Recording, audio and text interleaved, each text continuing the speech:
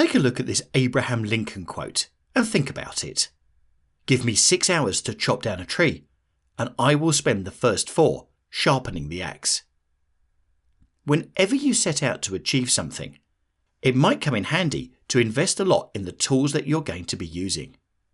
When one has a goal, one should devote resources to the means one uses for achieving this goal.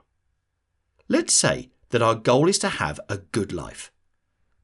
Were we to apply Lincoln's lesson to this goal, what would that amount to? Got it? What do you think? It's your lucky day. I thought really hard about these issues. The answers might surprise you. What instruments are available for living better, whatever that means exactly, and how can we enhance them? The most important tool at our disposal for living a better life is other people. The people we surround ourselves with are the biggest influence on our behaviour, attitudes, and results. Who you are around, what they've got you thinking, saying, doing, and becoming sets the course of your life. In the words of motivational speaker Jim Rohn, you are the average of the 5 people you spend the most time with. The people you spend the most time with shape who you are. They determine what conversations dominate your attention. They affect which attitudes and behaviours you are regularly exposed. Eventually, you start to think like they think and behave like they behave. As Darren Hardy writes in The Compound Effect, according to research by social psychologist Dr. David McClelland of Harvard, the people you habitually associate with determine as much as 95% of your success or failure in life. That's huge, and it has important consequences. The dream in your heart may be bigger than the environment in which you find yourself. Sometimes you have to get out of that environment to see that dream fulfilled. It's a fact of life that some people hold us back, while others propel us forward. That's just the way it is. So you might as well accept it and learn how to deal with it instead of wishing that reality was different.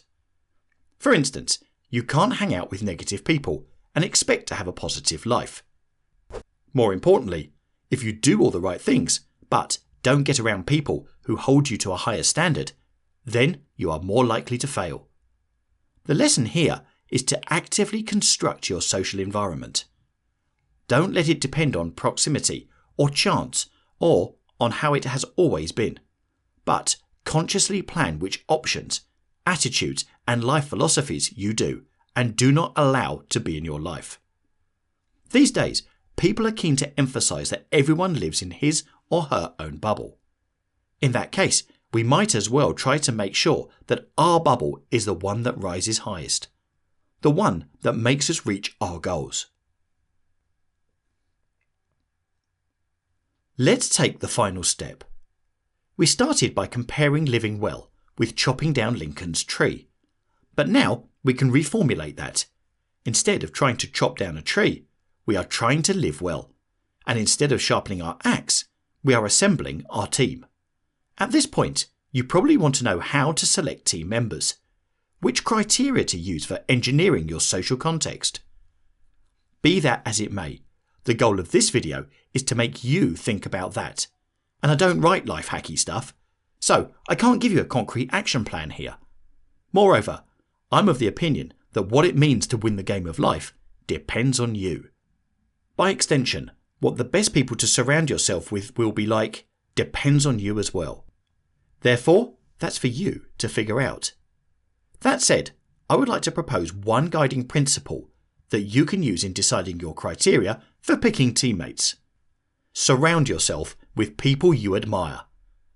We become like the people that we choose to expose ourselves to.